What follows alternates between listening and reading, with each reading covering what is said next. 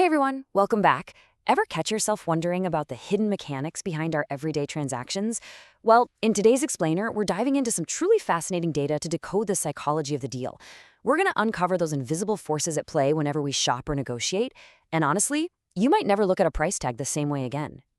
So let's actually put ourselves in the shoes of both the buyer and the seller for a second. Why do we say yes to a purchase? I mean, is it purely logical? Just a simple matter of needing a product and having the cash on hand? As our source material reveals, it's actually a pretty intricate psychological dance. And to really understand what drives our decisions, we need to break down the specific steps of that dance. Here's our roadmap for today. We'll start with the psychology of selling, move into how high prices and smart discounts work together, check out the power of limited time, see how flexibility closes the deal, and then pack it all into your personal sales strategy toolkit. Kicking things off with part one, the psychology of selling, a universal language.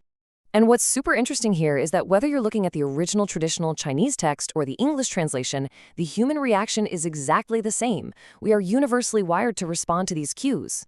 All right, moving to our first strategy. High prices, smart discounts, creating perceived value. Okay, so this strategy creates an absolute emotional roller coaster. Think about it. Step one, the seller sets a deliberately high initial price. That instantly anchors the product in your mind as premium. High quality, right?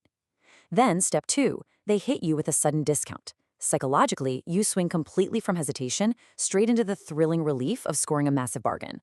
At that point, you aren't just buying a product anymore, you're winning a game. And boom, that is the exact moment of connection where the pricing strategy completely pays off. The customer hands over their cash and there's no reluctance, just deep satisfaction.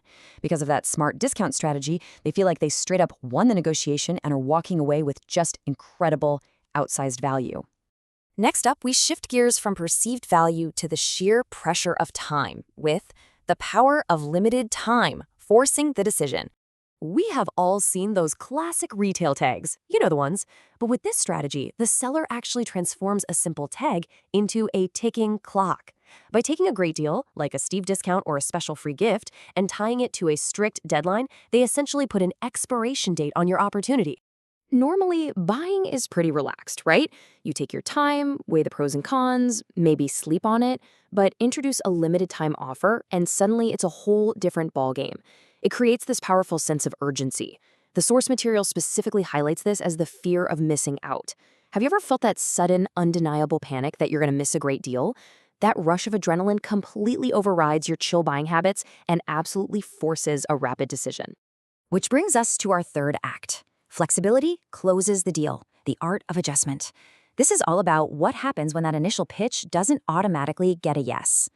Because hey, not every customer wants the exact same thing, and sellers who are too rigid, they lose sales. A truly successful strategy requires elasticity. The seller has to adjust based entirely on the customer's real-time reactions.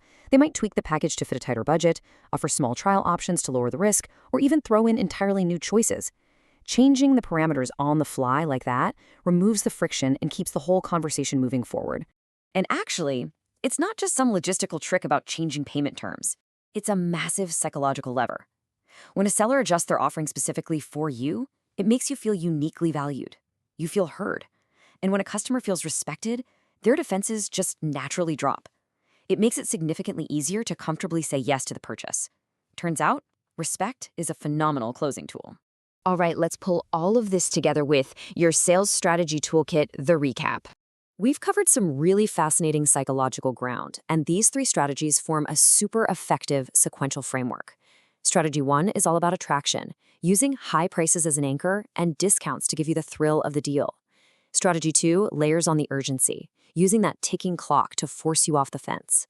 And finally, strategy three acts as the safety net, using flexibility to guarantee a comfortable agreement. Together, they seamlessly walk the customer from attraction to urgency and right to the close. So I want to leave you with a final, slightly provocative thought. Now that you've peeked behind the curtain, take a look inward.